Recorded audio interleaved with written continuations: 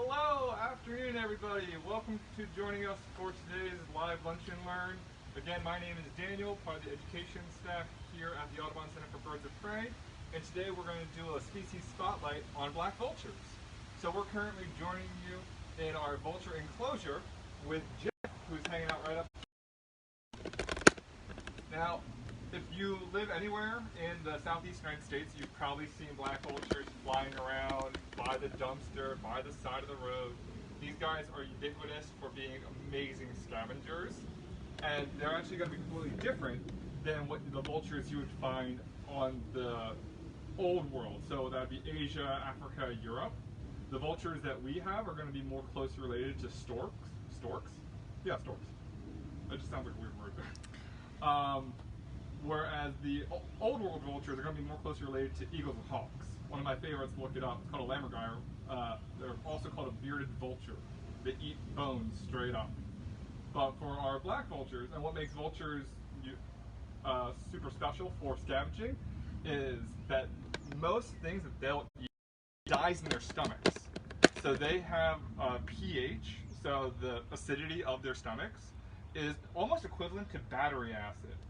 So whenever they eat roadkill, anything that's been dead sitting around for hours or days or even sometimes weeks, their stomachs can kill things like botulism, anthrax, Ebola, salmonella, things of that are completely toxic to us and other things. They just go right through them. But that doesn't mean they're immune to everything. Unfortunately, there are some things that we do that can endanger vultures.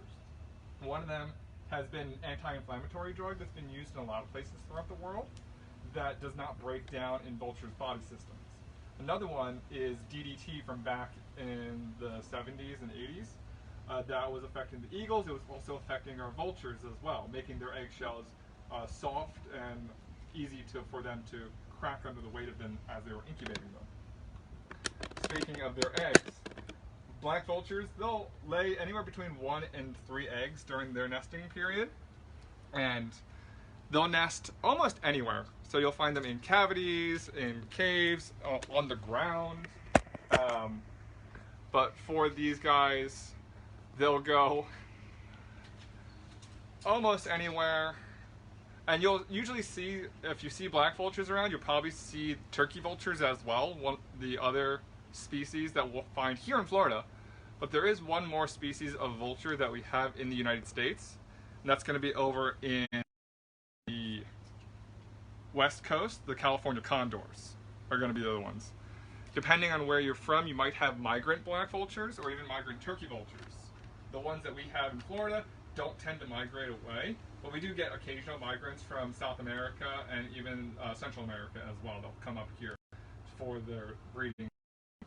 But we wanted to do something fun for Jeff.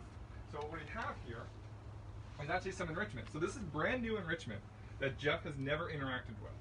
And in case you've never heard of enrichment or you have no idea what it is, it's basically a way for our animals to be mentally stimulated. Give them something new, something to explore, something to figure out. Think of it just like a puzzle feeder that you would give for a dog. This one most likely is one, because it says dog games on it. So what Jeff has to be able to figure out is to turn the top and open up the latches. There's food in 2 of these 3. So Jeff has never interacted with this beforehand, but we're going to set it up, see if Jeff likes it, and if anybody that's watching has any questions about vultures at all, feel free to write down in the comments section and we'll get to them as we set this up.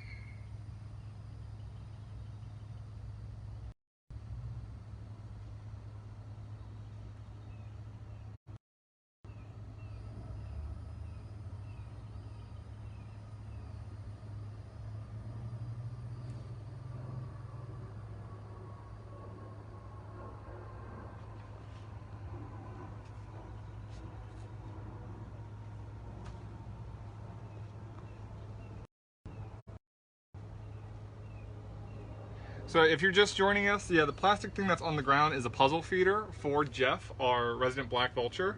And Jeff actually came to us in 1995. Like all the other vultures that we care for here, unfortunately Jeff was hit by a car. So if you do see roadkill on the ground, make sure that you drive safely around it, or even if you're daring enough, put some gloves or take a towel and move it off the side of the road. That way vultures don't get hit by cars that are going for that food. But the puzzle feeder is our enrichment for Jeff. Jeff is a little bit shy with people watching, so he might get a video later on to see if Jeff figures this out.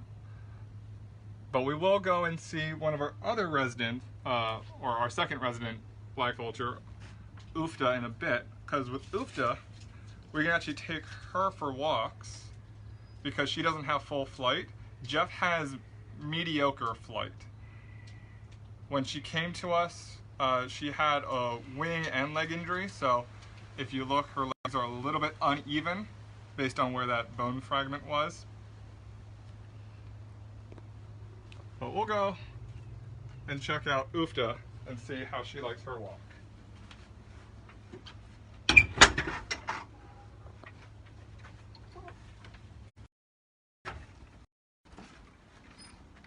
In case I didn't say it before, Jeff is a girl. We didn't know that Jeff was a girl at first when she came to us because, for lack of better terms, she was dinky. So Ufta hanging out in the garden here with one of our other staff members, Jenny.